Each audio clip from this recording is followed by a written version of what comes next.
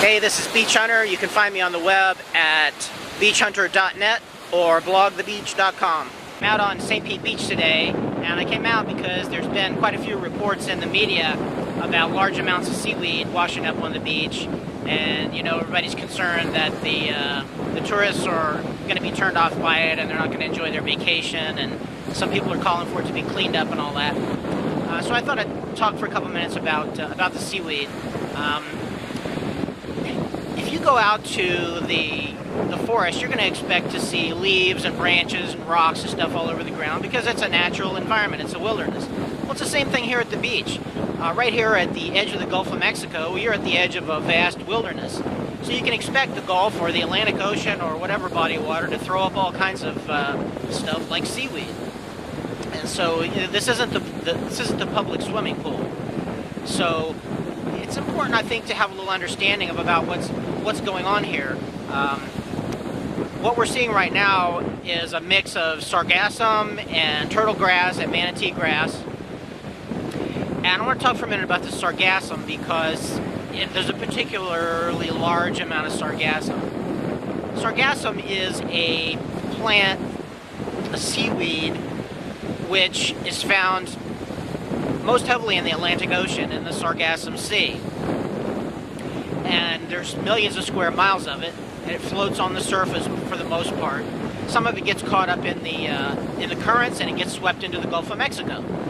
And fortunately it does, because there's all the marine life, almost all the marine life in the Gulf of Mexico depends to some extent on the sargassum. So particularly if you're a tiny little fish or a hatchling turtle, it provides a place for you to hide from the big fish. And if you're a big fish, it provides a very rich feeding ground.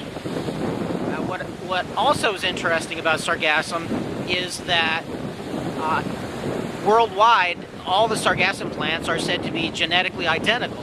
So it can be said that it's all one big plant. And if that's the case, then it could be said to be the largest living organism on Earth. So I think that's pretty cool.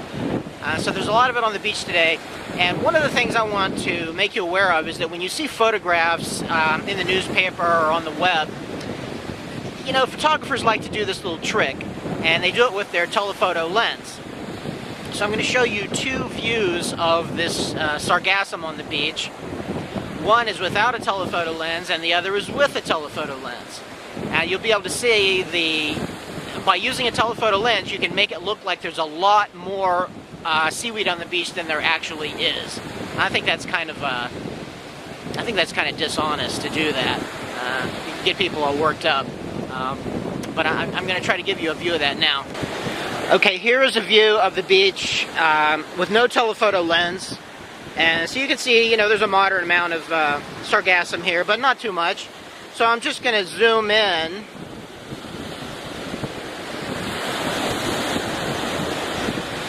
And you can see now all of a sudden it looks like the seaweed is a lot thicker than it actually is.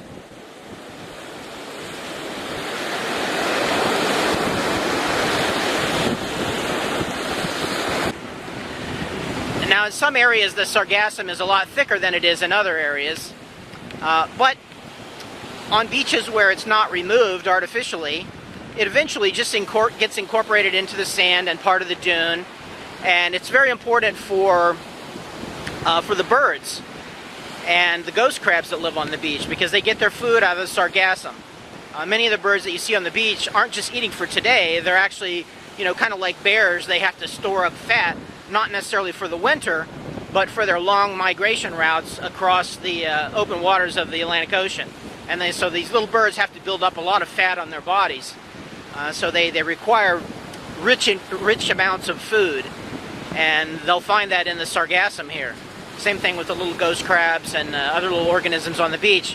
They depend on the sargassum and the turtle grass and manatee grass that washes up to bring in food for them to eat.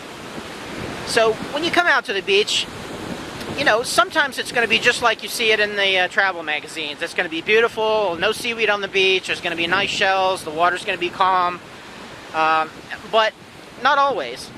Sometimes there's going to be seaweed on the beach, It usually doesn't smell, sometimes, but it's just part of the beach.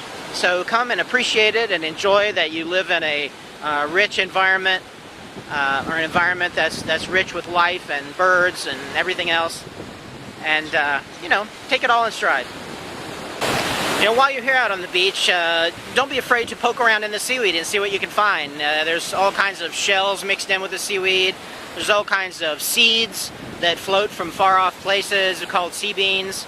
There's no telling what you're going to find. And, you know, it might be a good idea to use a stick to poke around with, in case there's a little jellyfish there, but nothing to be worried about for the most part. Just look around and see what you can find. And show your kids. One of the things we don't find very often here on the Gulf Coast, but you find all the time over on the Atlantic side, is a sea bean called a sea coconut. And this is a true long-distance traveler. Probably came all the way from South America, may have gone around the Atlantic Ocean a couple times in the gyre, before it finally washed up on the Gulf of Mexico beach here at St. Pete Beach. So check it out. It's not a coconut, it's not related to the coconut, but one of the names, the common names given to a sea coconut. They can be highly polished and make some very interesting table pieces or artwork. Really nice. This is the first one I've ever found over here on the Gulf side. Not that I look for them all the time, but you know, they're pretty big, so they're kind of hard to miss. And they float in with the sargassum. So this is one of the little treasures that the sargassum brings in with it.